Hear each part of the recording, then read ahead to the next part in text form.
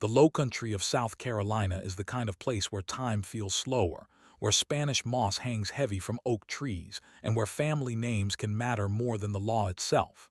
For nearly a century, one name carried more weight than any other in this quiet stretch of the American South: Murdaugh.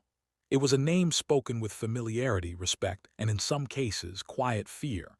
Judges knew it, police officers deferred to it, bankers trusted it, and juries listened when it was spoken aloud in a courtroom. Alex Murdaugh was born into this legacy. From the outside, his life appeared almost pre-written. He was raised in privilege, surrounded by stories of justice, law, and public service. His grandfather, father, and great-grandfather had all served as powerful prosecutors, shaping the legal system of the region for decades. In Hampton County, the Murdaugh family was not just influential, they were untouchable, or so it seemed. Alex followed the path expected of him. He became a lawyer, joined the family-connected law firm, and built a life that looked, to everyone watching, like a Southern success story. He married Maggie, a woman described by friends as warm and grounded, and together they had two sons, Buster and Paul. They owned multiple properties, including a sprawling rural estate known as Moselle. It was the kind of life many people admired from a distance and never questioned up close.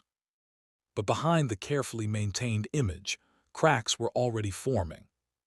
By the late 2000s and into the following decade, Alex Murdaugh was quietly living far beyond even his substantial means. He drove expensive vehicles, maintained multiple homes, and moved easily through elite social circles. Yet unknown to his friends, colleagues, and even much of his family, Alex was bleeding money. Millions of dollars, taken not from strangers, but from the very people who trusted him most. Clients who had suffered devastating losses came to Alex Murdaugh for help. Some had lost loved ones in accidents. Others were injured, vulnerable, and desperate for legal guidance. Settlements were won, checks were issued, and then, quietly, the money vanished. Alex rerouted funds into accounts only he controlled, disguising theft as legal fees or structured payments. For years, no one questioned it. The Murdaugh name acted as a shield. At the same time, Alex claimed to be battling an addiction to prescription pain medication. Whether that addiction fueled the theft, justified it in his mind, or merely became another layer of deception remains a point of debate. What is clear is that by the time the world began paying attention, the hole he had dug was deep and impossible to hide forever. The first major public crack in the Murdaugh family's image came not from financial records, but from tragedy. In the year 2019, Alex's younger son, Paul Murdaugh, was involved in a late-night boating accident. A group of young people had been drinking when the boat crashed, throwing its passengers into dark, cold water. One young woman, Mallory Beach, did not survive. Paul was accused of being intoxicated and driving the boat at the time of the crash. The case drew enormous attention in South Carolina. Many watched closely to see whether the Murdaugh influence would protect Paul from consequences. Court proceedings moved slowly. Delays piled up. Paul remained free while awaiting trial. To the public, it looked like the family name was once again bending the system.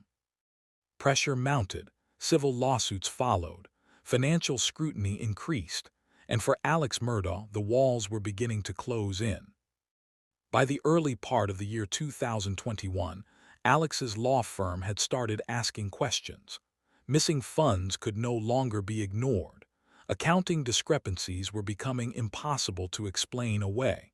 Confrontation was inevitable. Then, on a warm evening in early June of that same year, everything changed.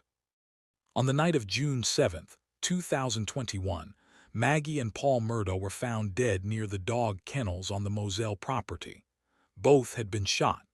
The crime scene was remote, quiet, and deeply unsettling. Alex Murdaugh called emergency services, reporting that he had discovered their bodies after returning home. The news spread quickly. A prominent legal family, a mother and son murdered, a father claiming shock and devastation. National media descended on the Lowcountry, and with it came questions that would not go away.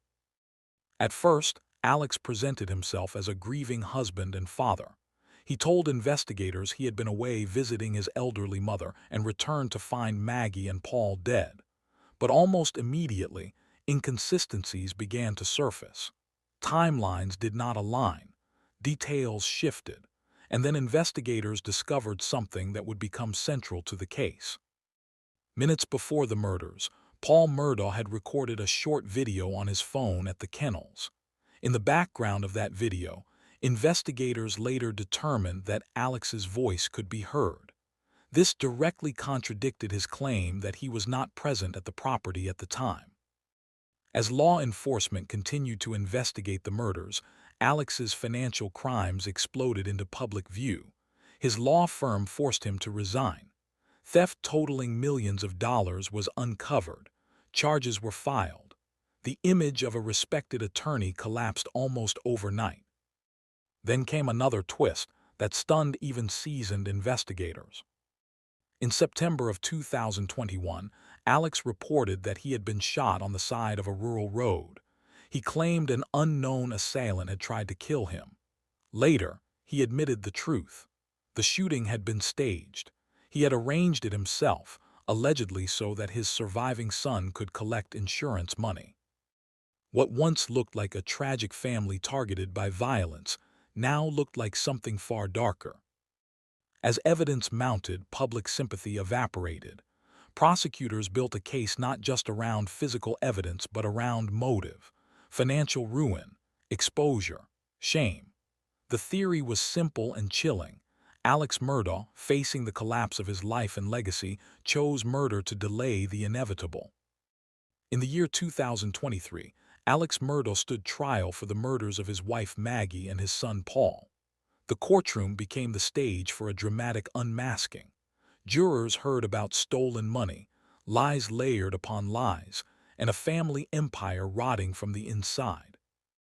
When the verdict was read, the fall of the Murdaugh dynasty was complete. Alex Murdaugh was found guilty and sentenced to life in prison without the possibility of parole. For a family that once seemed above the law, the message was clear. Influence fades, secrets surface, and eventually the truth demands its price. If you're watching this on Dark Psyche Case Files, take a moment to like the video, leave your thoughts in the comments, and hit the subscribe button for more deep-dive true crime stories that explore the darkest corners of the human mind. This case is not just about murder. It is about power, entitlement, and what happens when a man believes his name makes him immune to consequences. And this is only the beginning. In the weeks following the murders at Moselle, Alex Murdaugh moved through the public eye wrapped in a carefully constructed image of grief. He appeared gaunt, emotional, and visibly shaken. To neighbors and acquaintances, he was the picture of a man destroyed by unimaginable loss. But to investigators, something about his behavior felt rehearsed, as though he were playing a role he had practiced for years. Law enforcement pressure intensified quietly at first. Investigators did not rush to judgment. They documented timelines, collected forensic evidence, and reconstructed the final hours of Maggie and Paul Murdaugh's lives minute by minute. What emerged was not a chaotic crime scene driven by rage or panic, but one marked by precision, familiarity, and troubling calm.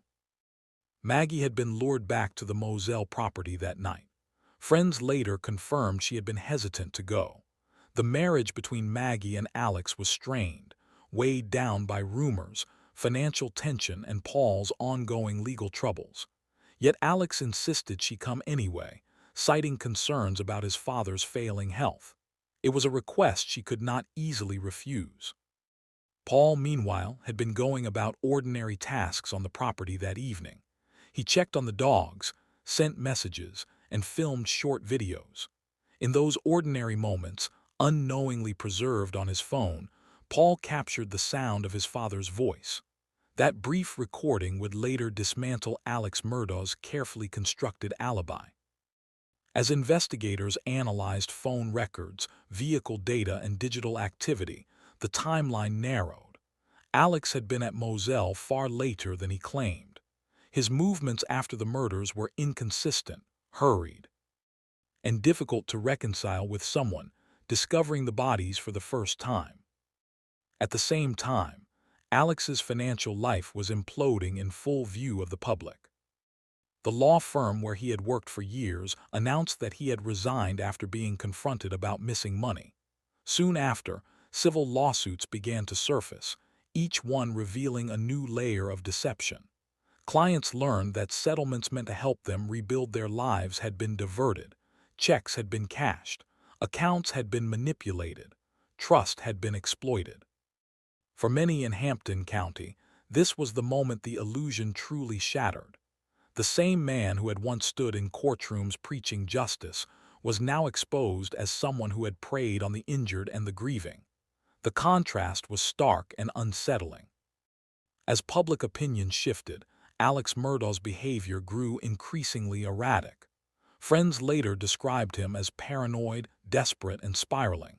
Then came the roadside shooting. On a quiet stretch of road in early September of 2021, Alex called emergency services and claimed he had been shot while changing a tire. He said an unknown man in a truck had approached and fired at him before fleeing. At first, the story triggered sympathy and renewed fears that the Murdaugh family was being targeted. That sympathy did not last long. Investigators uncovered phone records, payment trails, and communications linking Alex to a man he knew personally. Under questioning, Alex admitted the truth. The shooting had been staged. He had arranged it himself. The motive, he claimed, was to allow his surviving son to collect insurance money after his death. Instead of generating pity, the confession sealed public perception. This was not a man losing control.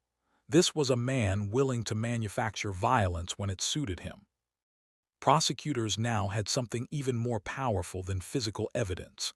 They had a pattern, lies layered upon lies, a man who manipulated systems, people, and narratives whenever pressure mounted. The murders of Maggie and Paul were no longer viewed in isolation. They were part of a broader story of collapse. When Alex was arrested and formally charged with murder, the case became a national obsession. Court filings were dissected. Jailhouse phone calls were analyzed. Every word Alex spoke was weighed for sincerity and deception. In recorded calls from jail, Alex spoke to family members with a tone that many found unsettling. He discussed legal strategy, finances, and personal comfort far more than grief. To some listeners, it sounded less like mourning and more like calculation. As the trial approached, prosecutors made their strategy clear. This case was not about a single piece of evidence. It was about motive, opportunity, and behavior. They argued that Alex Murdaugh killed his wife and son not out of hatred but out of self-preservation. By removing Paul, the boat crash case would stall. By killing Maggie, assets would be protected. By creating chaos, attention would be diverted from financial crimes that were days away from exposure. It was a theory that chilled the courtroom. The defense, meanwhile, argued that Alex was a flawed man, a liar, a thief, and an addict, but not a murderer. They claimed the state was using character assassination to fill gaps in its case. They insisted there was reasonable doubt. As jury selection began, one truth was undeniable. The Murdaugh name no longer inspired fear or reverence. It inspired scrutiny. For the first time in nearly a century, the dynasty was not controlling the courtroom. And the most damaging evidence had yet to be heard. If you're watching Dark Psyche Case Files, don't forget to like the video, leave a comment with your thoughts so far, and hit the subscribe button to stay with us as we continue unraveling one of the most disturbing true crime cases of our time. This story is far from over. By the time the trial began, the courtroom no longer felt like a place of justice alone. It felt like a reckoning. Every seat was filled. Cameras waited outside. The nation watched as Alex Murdaugh, once a symbol of unchecked power, sat quietly at the defense table, stripped of status, wearing the same clothes as every other accused man who had passed through those doors. From the opening statements, prosecutors made it clear they were not chasing a mystery suspect or spinning a sensational story. They were telling a slow, deliberate narrative of unraveling, a man drowning in lies, a legacy collapsing, a moment when pressure became unbearable. Witness after witness described Alex's financial crimes in detail. They explained how money flowed through accounts that were meant to hold settlement funds, how checks were written to shell entities, how clients waited for compensation that never came. The amounts were staggering, but the pattern mattered more than the totals. Alex did not steal once. He stole repeatedly, methodically, and without remorse. Former colleagues from his law firm testified about the day they confronted him. They spoke about how calm he appeared, how he offered vague explanations, how he promised to fix everything. That confrontation, prosecutors argued, happened just hours before Maggie and Paul were killed. The timing was not coincidence. It was motive. Then came the digital evidence. Jurors listened carefully as experts explained phone data, step counts, and vehicle movement. They learned that Alex's phone showed little activity during the narrow window when the murders occurred, followed by a sudden burst of steps and calls afterward. They heard how Maggie's phone stopped responding shortly after the time investigators believed she was killed. They learned that Paul's phone recorded a video mere minutes before his death, capturing not just dogs barking or casual conversation, but the unmistakable presence of Alex himself. The defense attempted to downplay the importance of that video. They argued voices could be misidentified. They suggested coincidence, but the damage was done. Alex had told investigators he was not at the kennels that night.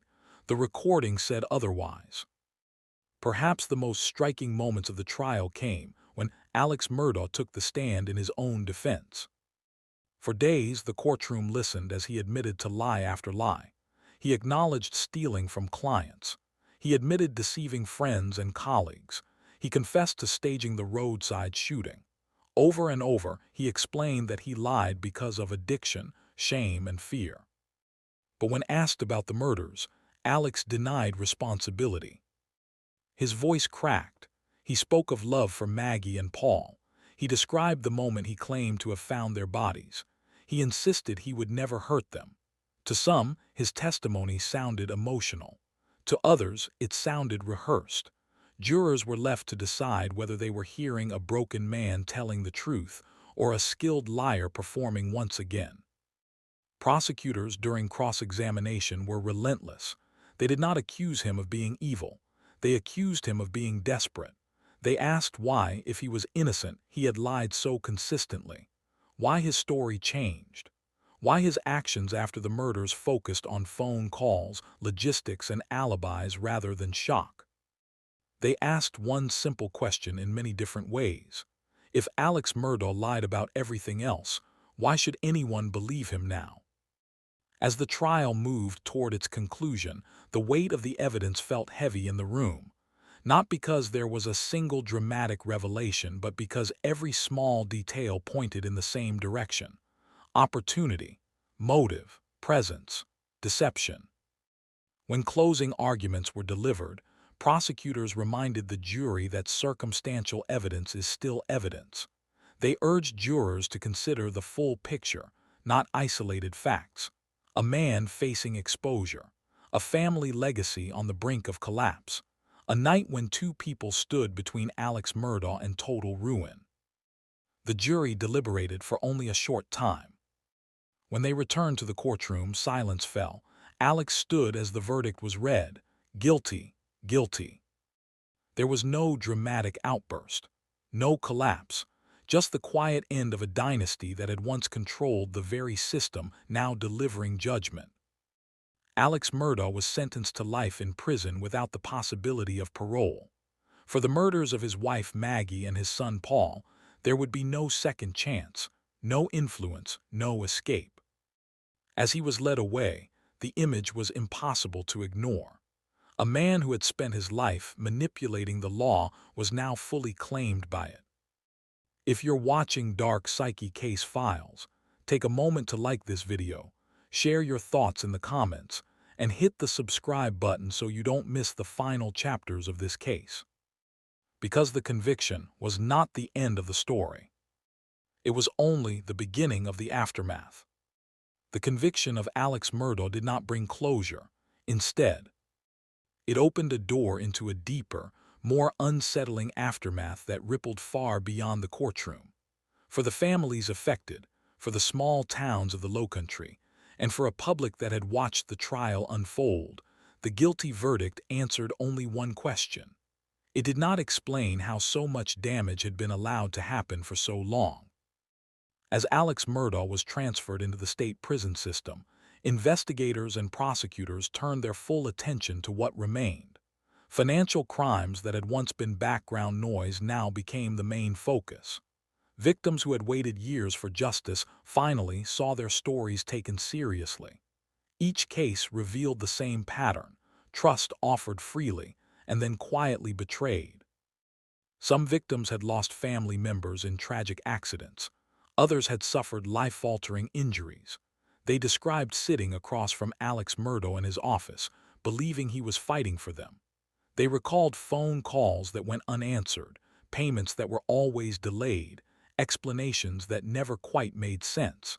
Many assumed delays were simply part of the legal process. They never imagined the money was already gone. Court records showed how settlements had been structured to avoid detection. Funds were routed through accounts with names that sounded legitimate. Paper trails were intentionally confusing. In some cases, Alex forged signatures. In others, he convinced clients to sign documents they did not fully understand. Each action relied on the same assumption: no one would question a Murdaugh. That assumption had been correct for decades. As more details emerged, public reaction shifted from shock to anger.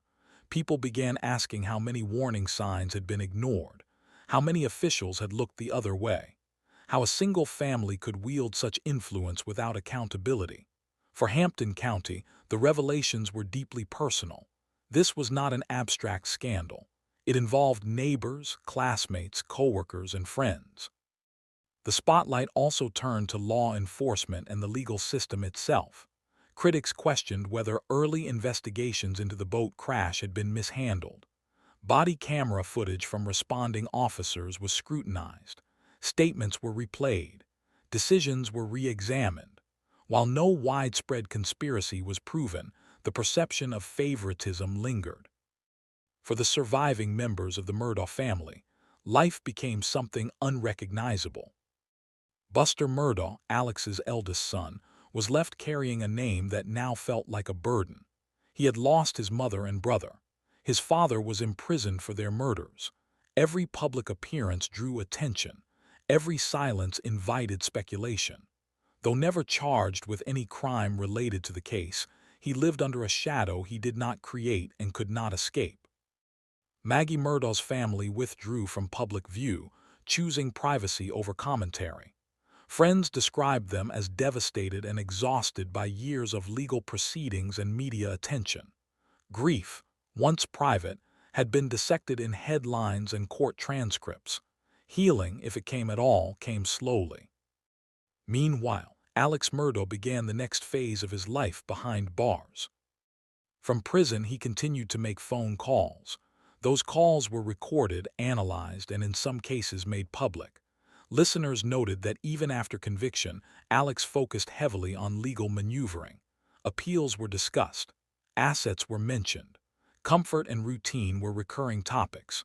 For many, the calls reinforced the image formed during trial: a man who never fully accepted responsibility. Psychologists and legal analysts weighed in publicly, careful not to diagnose, but eager to interpret behavior. Some pointed to entitlement built over generations. Others emphasized the role of addiction combined with unchecked privilege. What most agreed on was this: Alex Murdaugh had lived in a system that protected him until it no longer could. As financial trials proceeded, Alex was sentenced again, this time for theft and fraud. Decades were added to his punishment. Any remaining hope of freedom faded. The fall was complete, not just legally, but symbolically. A dynasty that once defined justice in the Lowcountry now stood as a cautionary tale. For the public, the case left behind an uncomfortable lesson. Evil does not always arrive loudly. Sometimes it wears a suit, shakes hands, and speaks the language of trust.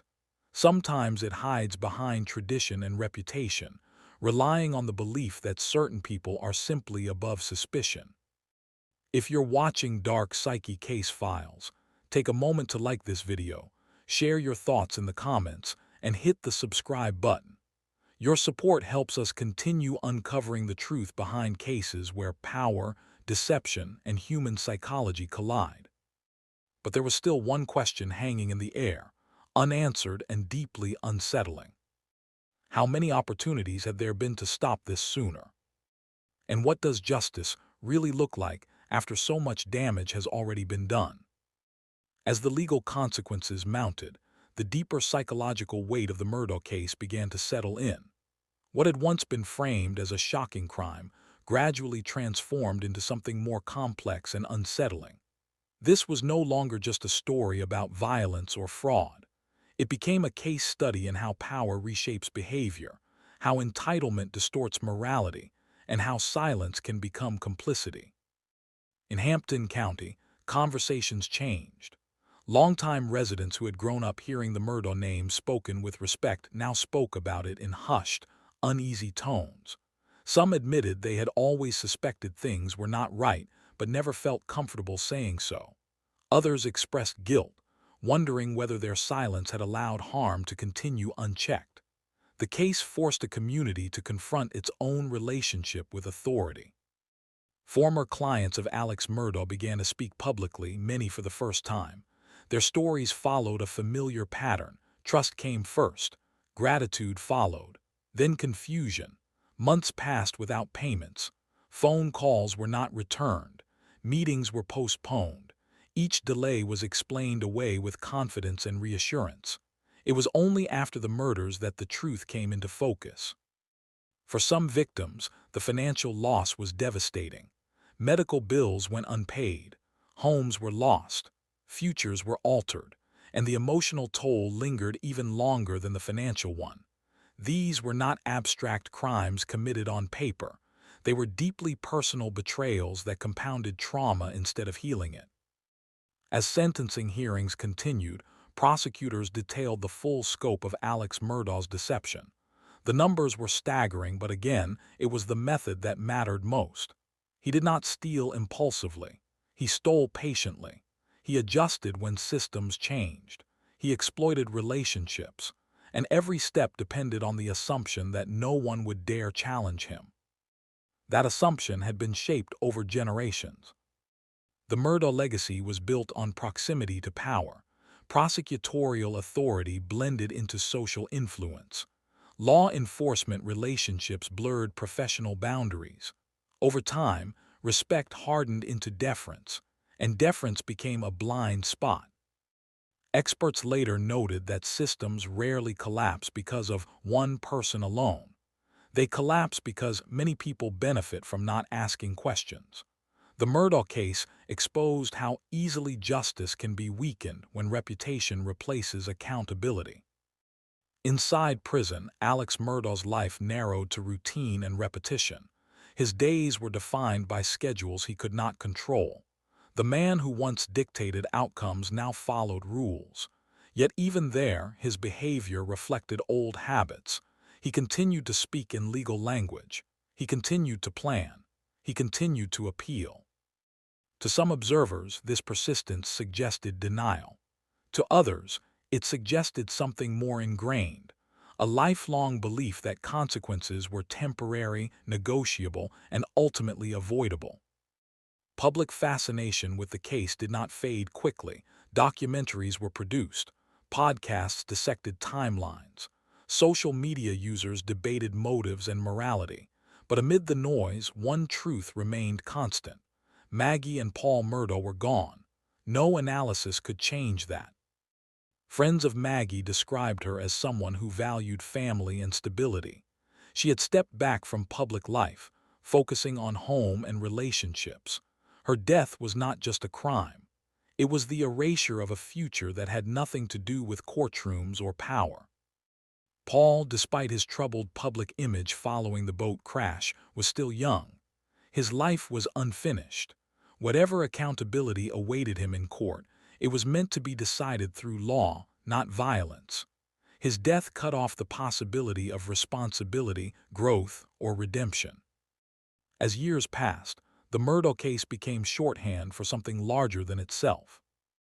It became a symbol of what happens when privilege goes unexamined, when warning signs are ignored, when systems protect reputations instead of people. It also served as a reminder that justice is not just about verdicts. It is about prevention. It is about speaking up early. And it is about recognizing that no name, no matter how powerful, should ever place someone beyond scrutiny.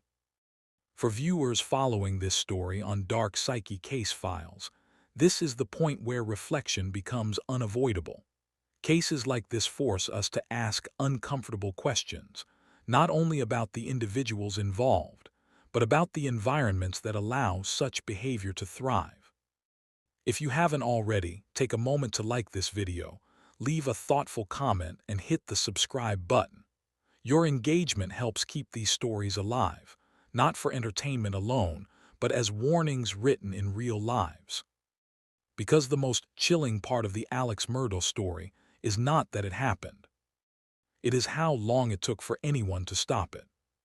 By the time Alex Murdaugh's legal battles reached their final stages, the story had grown far beyond one family and one courtroom.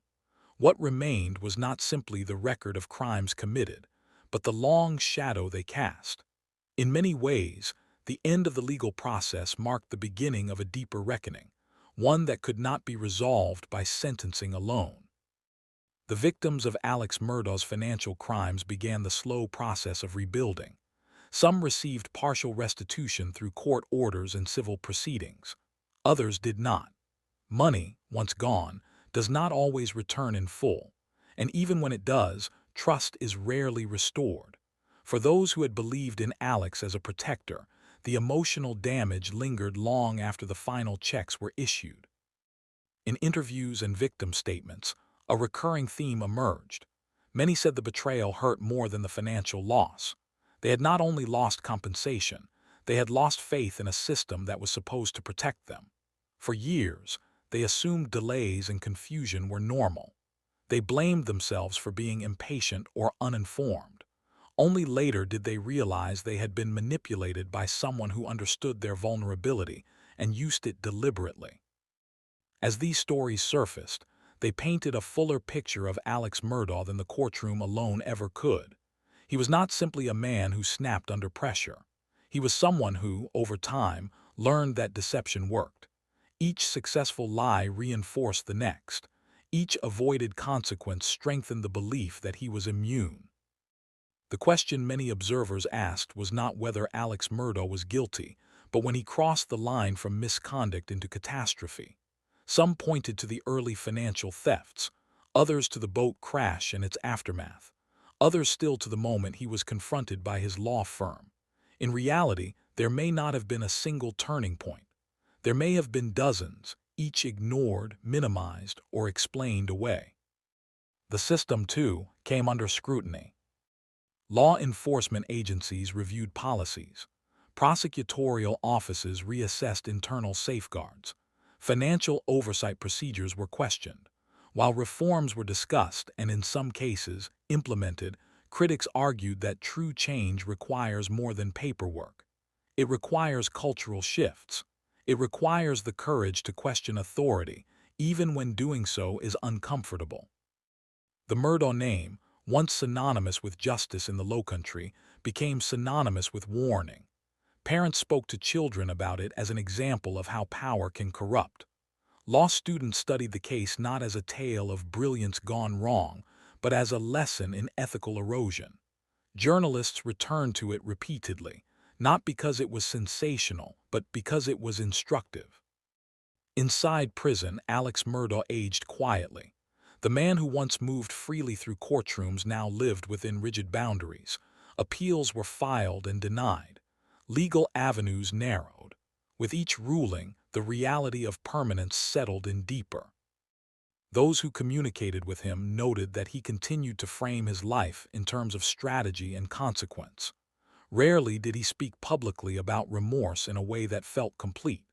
Whether that absence reflected emotional limitation, self-preservation, or something else entirely remains a matter of interpretation. What is clear is that the harm he caused extended beyond what any apology could repair. As years passed, public fascination slowly softened into reflection. The case was no longer breaking news. It became part of the broader true crime landscape, referenced rather than debated. Yet for those closest to it, time did not dull the impact. Maggie and Paul Murdaugh were remembered not as symbols but as people. Friends shared stories of laughter, ordinary moments, and plans that would never be fulfilled. In those memories, the noise of the trial faded, replaced by something quieter and more human.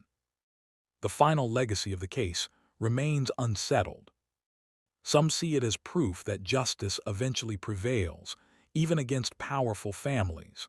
Others see it as evidence that justice often arrives too late, after irreparable harm has already been done. Both views can exist at the same time. For viewers of dark Psyche case files, this chapter invites a pause, not to sensationalize but to reflect, to consider how easily trust can be weaponized, how silence can protect wrongdoing, and how accountability depends not just on laws but on the willingness of people to enforce them equally. If you're watching and haven't already, remember to like this video, share your thoughts respectfully in the comments, and hit the subscribe button.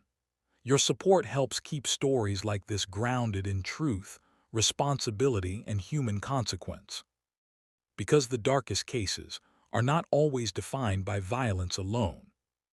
They are defined by what was allowed to happen before the violence ever occurred. In the quiet years that followed the convictions, the Alex Murdaugh case settled into something heavier than a headline.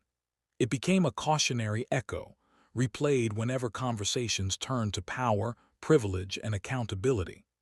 Long after the cameras left the courthouse and the crowds dispersed, the consequences continued to ripple outward, touching people who would never testify, never speak publicly, and never fully heal.